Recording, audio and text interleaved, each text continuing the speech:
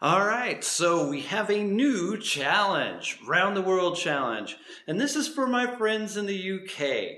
So this is going to be what is cheaper, flying around the world going east in the UK or flying around the world going west? So it's an Around the World Challenge by Nerdgasmic Adventures. We're going to see which one's cheaper. All right, see you in a bit.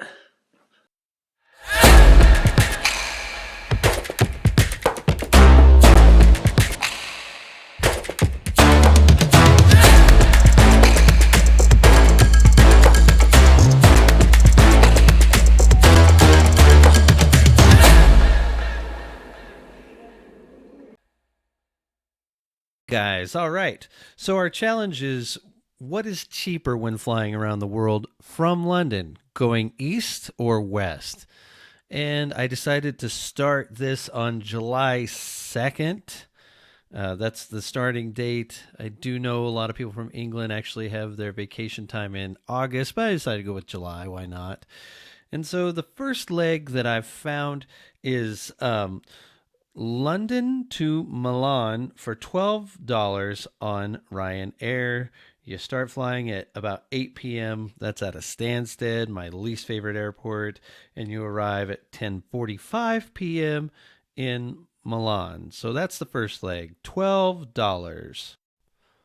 Then we fly from Milan on July 4th to Budapest, Hungary, and that is a $19 flight on Ryanair. You would leave at 8:15 a.m. and arrive at 9:15 a.m. So that is a $19 flight on July 4th. We are flying from Budapest on July 6th to Tel Aviv. That is a $47 flight on Ryanair, leaving at 8 a.m., arriving at 12:20 p.m., right after lunch. That was on July 6th. So July 6th, getting there just after lunch. And that again is Ryanair. Then on July 8th, excuse me. Then on July 8th, flying from Tel Aviv to Dubai. This is $144 on El Al. You leave at leave at 1:30 p.m., arriving at 5:50 p.m. the same day. So that was $144 Dubai to Tel Aviv to Dubai. Then on July 10th, we fly to New Delhi for $141 on Air India Express, leaving at 12:50 p.m. from Dubai, landing in New Delhi, India at 6:30 p.m. Then on July 12th, flying from New Delhi to Bangkok, Thailand for $133 on Thai Air, leaving New Delhi at 11:30 p.m., arriving the next morning, the morning of the 13th, at 5:25 a.m. So we want to spend 2 nights in Bangkok, so we don't leave until July 15th, and we fly from Bangkok, Thailand to Tokyo, Japan for $160, and that is on Zip Air. This is another one of those that you leave at 11:15 p.m., arriving the morning of the 16th at 7:30 a.m. So that is $160 on Zip Air. Then we leave Tokyo on the 18th, because again, 2 nights in Tokyo. So the night of the 13th, night of the 14th. On July 15th, you fly, July 18th, my apologies. You'll stay the night of the 16th and the 17th, flying out on the 18th out of Tokyo to go to Los Angeles for $311 on Zip Air, leaving Tokyo at 2:45 p.m., arriving at 9 a.m. And then after 2 days in Los Angeles, leaving on July 20th, going to New York City in New York for $139 on United, leaving at 8 a.m., arriving at 4:19 p.m.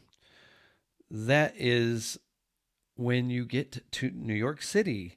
$139 on United. Not a bad price for that. If I was in LA, I'd love all those prices. They got some really great prices. Go cross country. That's pretty incredible. And then finally back to London on the 22nd of July. You'll go to Heathrow Airport in London. $313 flying TAP Air, Portugal's airline, leaving at 5:40 p.m., arriving on July 23rd at 10:20 a.m. So this was a 3-week trip to get around the world. It cost in US dollars $1,419. That's one of the cheapest I've seen. But in British pounds, it is about 1,047 British pounds. So going east, 1,047 pounds. Now it's time for us to go west and see what we see. So, starting off on July 2nd from London, going to Dublin on Ryanair, meaning you'll fly out of Stansted, and that is $18, leaving at 10 p.m., arriving at 11:10 p.m. That was $19 if you're following along. Then we fly on July 4th out of Dublin and go to Reykjavik, Iceland. And that is $183. Now, a little side note, funny little thing. You go Dublin back to London to Stansted and then all the way up to Reykjavik. So, I don't really like that, but this is the experiment we're doing, right? Just see how cheap it is. And going east, what's the cheapest way? $183, leaving at 8:20 a.m., arriving at 1:45 p.m. in Reykjavik, Iceland. Then going west on the 6th of July on Iceland's airline called Play for $238. We leave at 3:15 p.m., arriving at 5:35 p.m. in New York City, and that is $238. Then going barely east, but almost directly south to Bogota, Colombia. I threw this one in there because I thought it was interesting. Plus, it was dirt cheap. From New York City to Bogota on July 8th is $138, and that is on Copa Airlines. You will have an overnight layover in Panama over here, and you will leave New York City at 3:52 p.m., arriving in Bogota at 11:24 a.m. the next day. But that was an interesting one. Only $138. I couldn't pass it up. Then on July 11th, flying Avianca Airlines, going to Mexico City for $107, leaving at 1:25 p.m. and arriving at 6:10 p.m. So you've had the United States. Well, actually, you had Ireland, Iceland, the U.S., Colombia, and Mexico City. That's pretty. I think that's pretty. At least this is fun. This one's a little more fun because you get to see more stuff. Anyways, that is Avianca Airlines, $107. Then on July 13th, from Mexico City to Los Angeles, for $135, flying on Volaris, leaving Mexico City at 10:32 a.m. and arriving at 12:22 p.m. Again, $135 on Volaris Airlines. Then we are flying over the Pacific. In this particular instance, we actually fly Los Angeles to Seattle up here and then across to Tokyo. and that is on Alaskan. Alaskan takes you from LA to Seattle, and then Japan Airlines um, over to here. Now you're going to lose a day. So you leave on the 15th of July, arriving on the 16th in Tokyo. You left at 7:45 a.m., get into Tokyo 3:40 p.m. That sounds like it's a long, long flight. It is only about, I'm going to say it's probably 14 hours, but you cross the international date line, kind of does this funky thing around the Aleutians, and then south, and it misses Hawaii, which is somewhere over here. But oh, it's right here. Oh, that's great. Thank you, Captain Obvious. Anyways, you go over the international date line, and that means you lose a day. It's some nice math, and I was a math teacher, but I can't figure that part out. They had to decide where do you move to the next day, and they picked this spot in the middle of the Pacific Ocean. And it actually isn't a straight line because not everybody Hawaii wanted to be on the same day as the United States instead of over here. It's all convoluted. Anyways. So that was $275 to cross the Pacific Ocean to Tokyo on July 15th. This is where it got weird. So I was trying everything I could to get to more places for not tons of money, but almost everything was up there from Tokyo. I don't know why. Something about flying through Japan increases your prices quite a bit. So I found the best thing I could find was flying to Rome from Tokyo. So you get a little bit of Asia, but you're going to skip a bunch of it and get to Rome for $470 on July 18th.